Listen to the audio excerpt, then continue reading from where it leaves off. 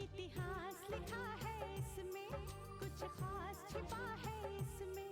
इतिहास लिखा है इसमें, कुछ खास छिपा है इसमें। मर्यादा है, कोई वादा है, विश्वास रखा है इसमें। सात फेरों से मिला ये तो उपहार है, मेरा श्रृंगार है, मेरा श्रृंगार है, मेरा श्रृंगार है, मेरा श्रृंगार है। मंगलसूत्र, मंगलसूत्र, मंगलसूत्र, मंगलसूत्र, मंगलसूत्र,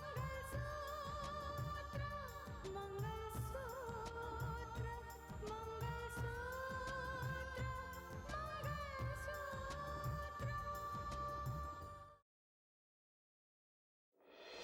पर आइंदा इस लड़के को कोई ना घुसे।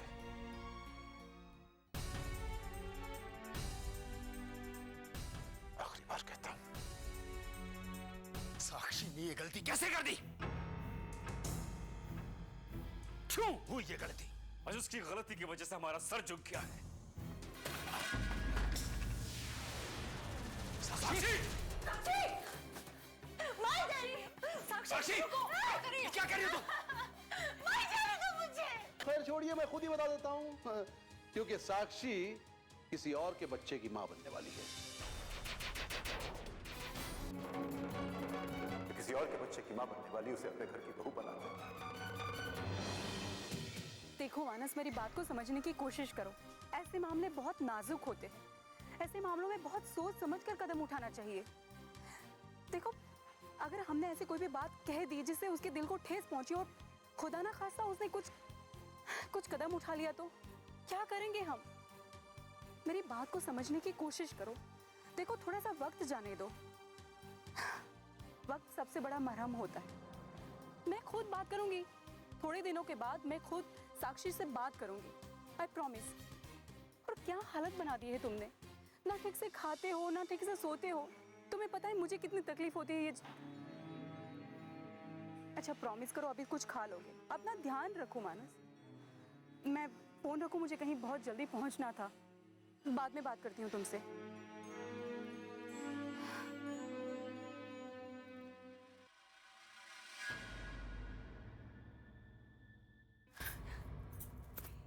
क्या किया तुमने? क्या किया? हाँ, किसी और से नहीं, कम से कम मुझसे तो कहती। हमें सबके सामने शर्मिंदा तो नहीं होना पड़ता। क्यों रो रही हो अब? मुझे नहीं पता था भाभी कि मैं भावनाओं में बहकर इतनी बड़ी गलती कर बैठूंगी। मुझसे बहुत बड़ी गलती हो गई, बहुत बड़ी गलती हो गई। ऐसा ही होता है साक्षी। अक्सर हम छोटी सी गलती करते हैं और उसकी वजह से हमारी पूरी जिंदगी बर्बाद हो जाती है। उसी वजह से तो कहते हैं कि लड़कियों को सोच समझकर हर कदम उठाना चाहिए। मुझे माफ कर दीजिए भाभी, प्लीज मुझे माफ कर दीजिए। मुझसे बहुत बड़ी गलती हो गई। तुम्हारी माफी मांगने से कुछ नहीं होने वाला है साक्षी। तुम हमें ये बताओ कि तुम्हारी कोख में पलने वाले बच्चे का बाप कौन है? वो कौन इंसान है जिसने तुम्हें इस हालत तक पहुंचा दिया है? नहीं भाभी, मैं आपको उसका नाम नहीं बता सकती, नहीं बता सकती। देखो साक्षी, तुम मेरी बात ध्यान से सुनो। कानून किसी को भी किसी लड़की की इज्जत या उसकी जिंदगी के साथ खेलने की इजाजत नहीं देता। तुम्हारे साथ जिसने भी ये सब कुछ किया है ना, उसको उसके किए की सजा जरूर मिलेगी। इसमें भागीदार मैं भी हूं भाभी।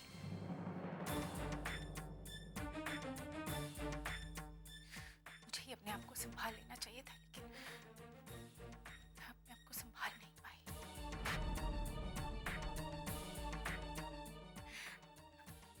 इसमें गलती मेरी है। मैं हैरान हूं साक्षी, तुम अभी भी उसी की तरफदारी कर रही हो। हाँ माना, गलती दोनों से हुई है, तो सजा तुम अकेली क्यों भुगतोगी? प्यार करता है ना वो तुमसे, तो अपनाएगा भी वो तुम्हें। तुम उससे बात नहीं कर सकती? कोई बात नहीं, मुझे बताओ, मैं जाऊंगी, तुम्हारी तरफ से मैं बात करूंगी, मैं उसे कन्विंस करूंगी, उसे तुम्हें अपनाना ही होगा। नहीं भाभी, मैं आपको उसका नाम नहीं बता सकती। लेकिन क्यों नहीं बता सकते?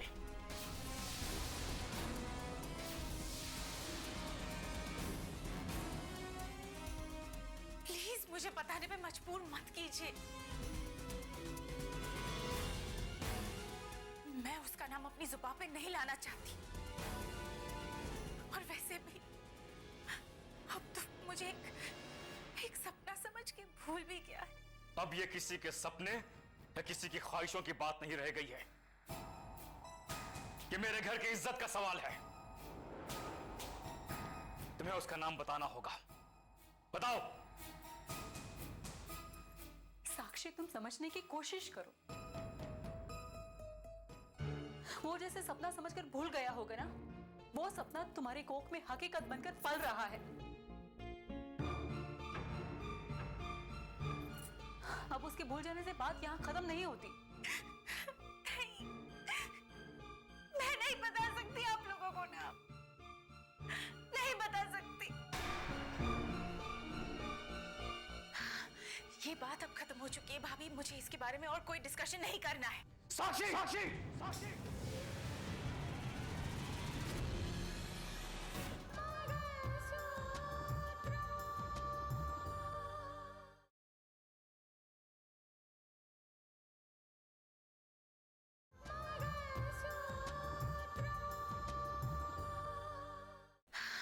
ये बात अब खत्म हो चुकी है भाभी, मुझे इसके बारे में और कोई डिस्कशन नहीं करना है। साक्षी, साक्षी, साक्षी।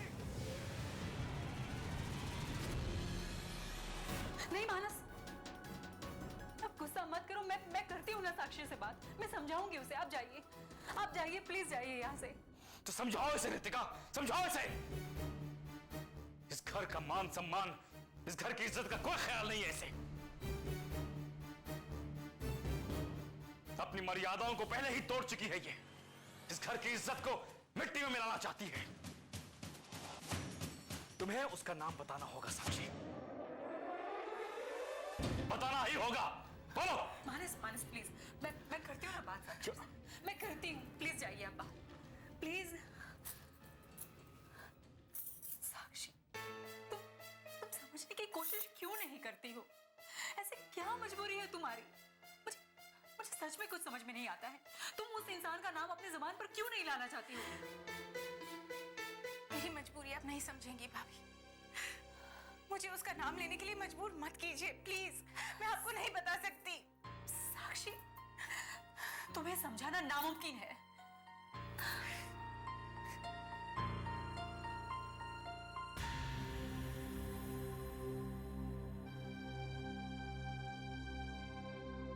मैं आपको कैसे बताऊं भाभी, कैसे बताऊं? अगर मैंने जुबान खोल दी तो दोनों घरानों में नफरत की आग फैल जाएगी, क्योंकि राहुल मुझे अपनाने के लिए हरगिज तैयार नहीं होगा, और मैं नहीं चाहती कि आप लोगों को उसके सामने झुकना पड़े।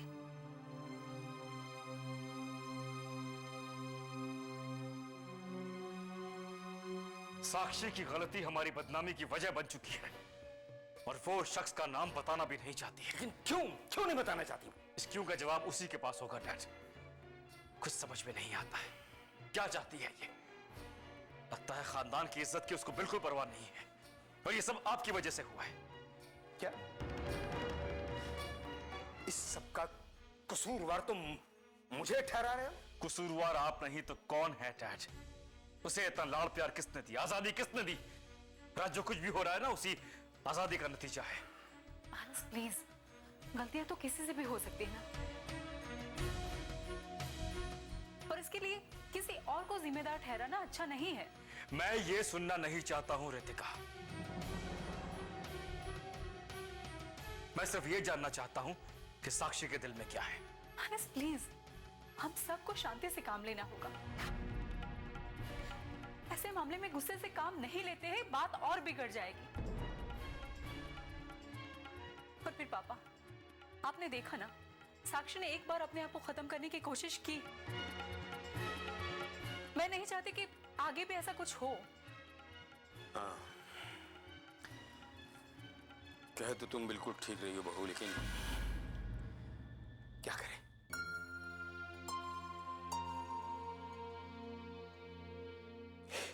ये जो समस्या हमारे सामने खड़ी हो गई है, इसका कोई ना कोई समाधान तो निकलना ही चाहिए ना।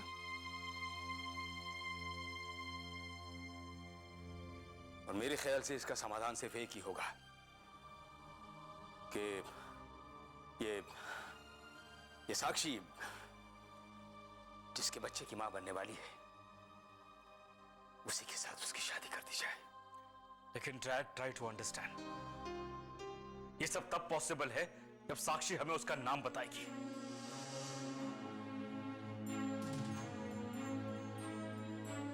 क्या उसने नाम बताया? नहीं मानस, वो कुछ भी बोलने के लिए तैयार नहीं है। जितना सदमा हम सबको लगा है ना, उतना ही सदमा उसे भी लगा है।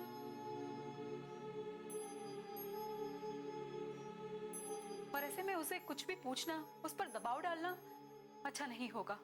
ठीक है, उस पर दबाव डालना अच्छा नहीं होगा, मानता हूं। लेकिन क्या करें? क्या करें हम? सवाल साक्षी की जिंदगी का है, वो हमें ही समझना होगा ना, हमें ही सब संभालना होगा ना।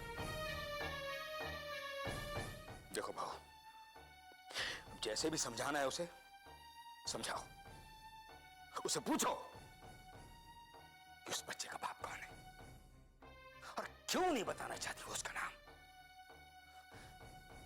पूछो उससे।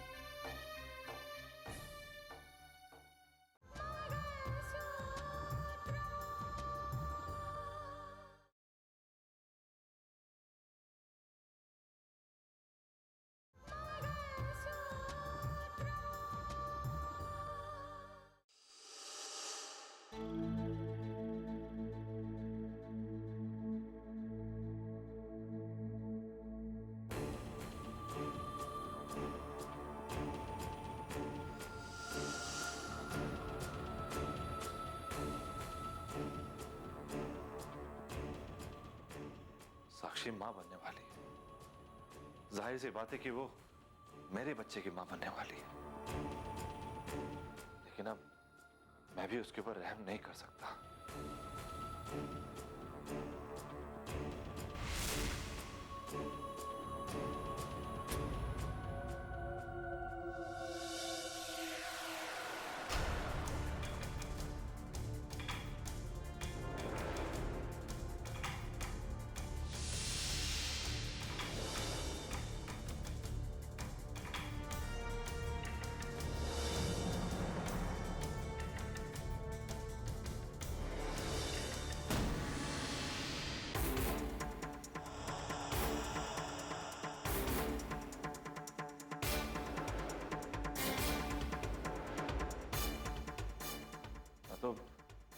मैं तो मजबूर था। दोनों घरानों के रिश्ते बिगड़ चुके थे, लेकिन तुमने तो अपने रास्ते बदल दिए। तुमने तो शायद अपने रास्ते पहले ही बदल लिए थे,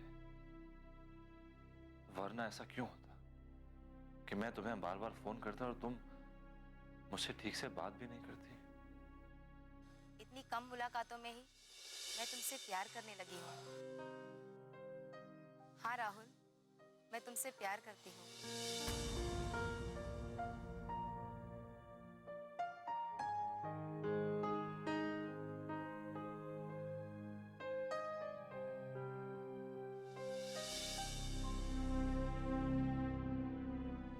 जिंदगी ने मुझे महक के साथ ला खड़ा किया है और तुम एक ऐसे दोहराए पर जहां से तुम किसी भी और अपना कदम नहीं बढ़ा सकती।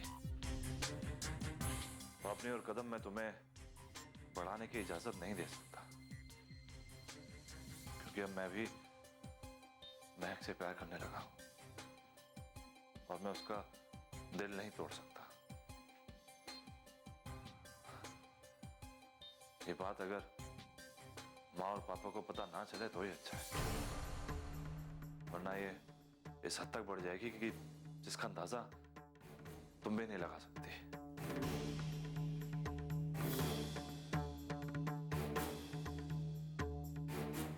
देखो नीलमा, सुंदर चाहे जो कुछ भी कहे,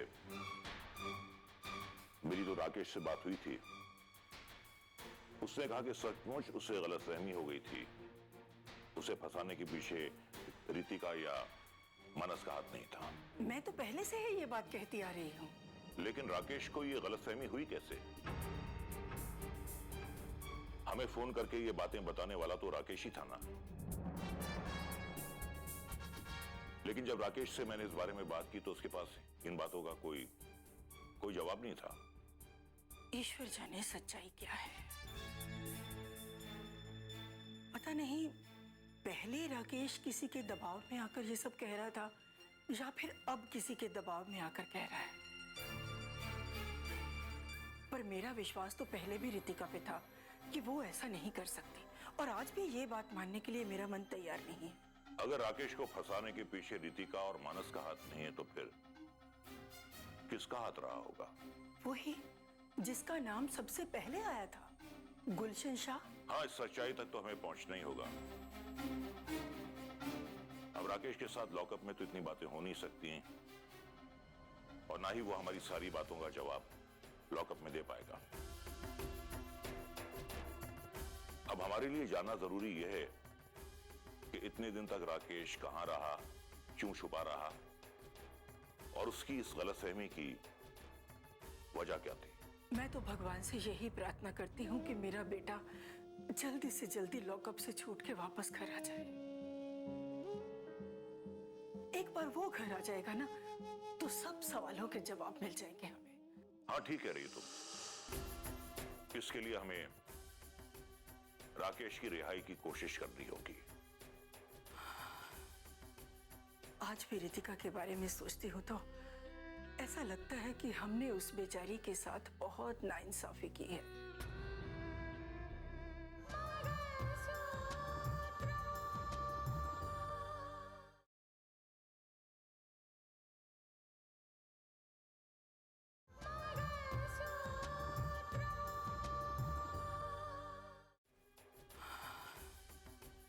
आज भी रितिका के बारे में सोचती हूँ तो ऐसा लगता है कि हमने उस बेचारी के साथ बहुत नाइंसाफी की है।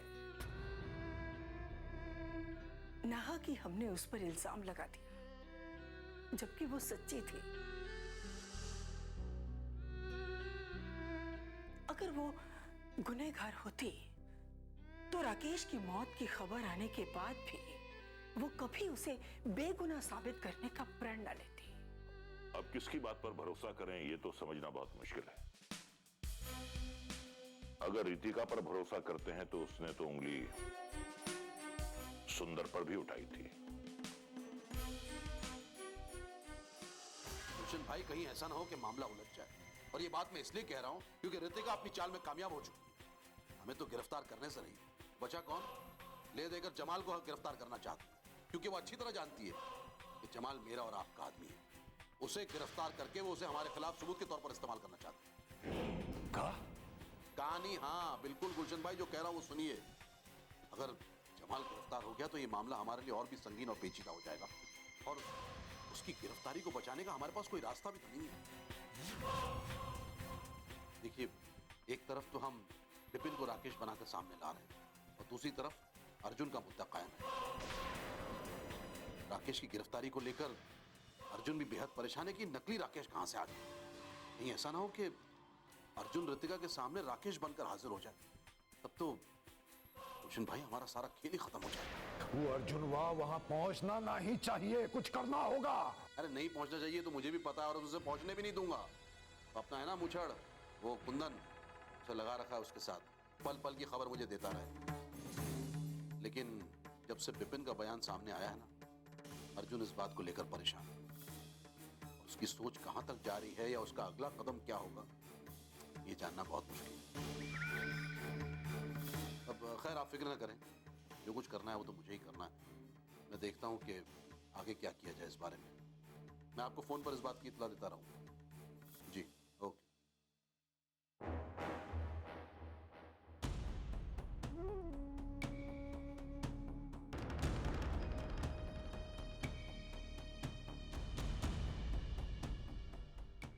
जी हाँ, रिश्ता टूट चुका है।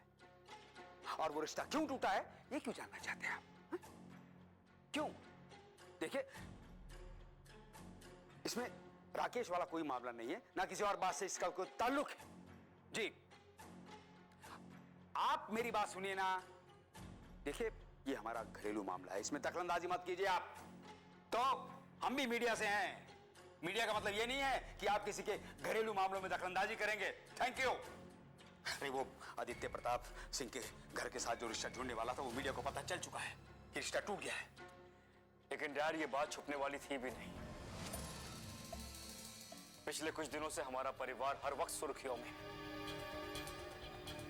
ऐसे में मीडिया की नजर हर पल हम पे होगी। ठीक कहते हो बेटा, कोई भी मामला जब गर्म होता है तो उसे छोटी से छोटी बात को भी उससे जोड़कर देखा जाता है। ना जाने सुबह से कितने फोन आ चुके हैं, मुझे समझ नहीं आ रहा क्या जवाब दूं मैं। पापा आप जवाब दे या ना दे, लेकिन जिस तरह शादी टूटने की बात खुल चुकी है, अगर साक्षी के मां बनने की बात भी खुल गई तो आप अंदाजा लगा सकते हैं कि हमारे परिवार की कितनी बदनामी होगी।